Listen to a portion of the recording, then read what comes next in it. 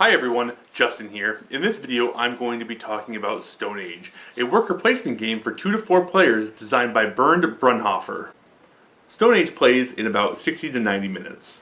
In Stone Age, each player controls a set of workers. On each turn, a player will place a number of workers down on a space on the board in order to take the action corresponding to that space. Some spaces will give you resources, and the number of workers you place on those spaces determine the number of dice you get to roll. The results of the dice are divided by a number based on how difficult the resource is to acquire.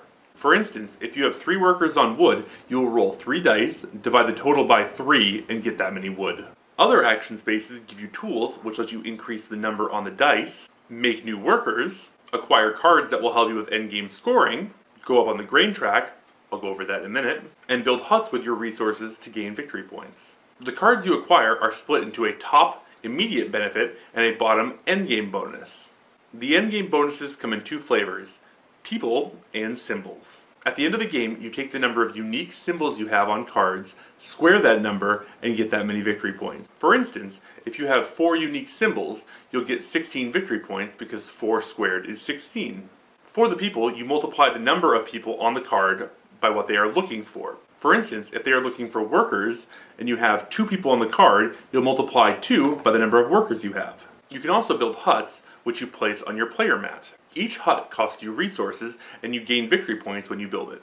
At the end of each round, you need to feed your workers. Each worker costs 1 food, but for each step you are up on the grain track, that many workers are fed. So if you have 10 workers and you're up to space 5 on the grain track, you will only need 5 food per round to feed your workers. If you're unable to feed your workers, you have to convert resources into food 1-to-1, and if you're still out of food, you lose 10 victory points. The game ends when one of the piles of huts is empty, or when the deck runs out of cards. Players add up their end game victory points, add that to their current score, and whoever has the most victory points is the winner. High points. Stone Age is quick to set up, easy to teach, and fun to play.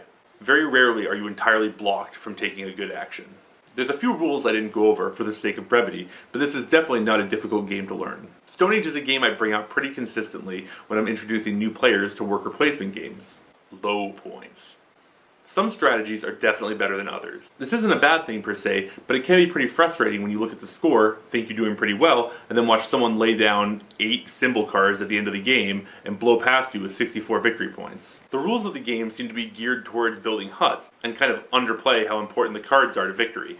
When you're the start player, you're almost forced to go to the grain track or make new workers. You don't necessarily have to do these things, but it's hard to win if you don't do them. Final thoughts. Stone Age is a fantastic worker placement game that I still find fun after playing more complex and deeper games. It just goes to show that a game doesn't have to be flashy or have a thick rulebook to be fun. If you're a worker placement veteran, you might find this game a bit too simple for your tastes. But if you're introducing new players to board games or introducing new players to worker placement games, you really can't go wrong with Stone Age. That's my review of Stone Age. Thanks for watching. See you next time.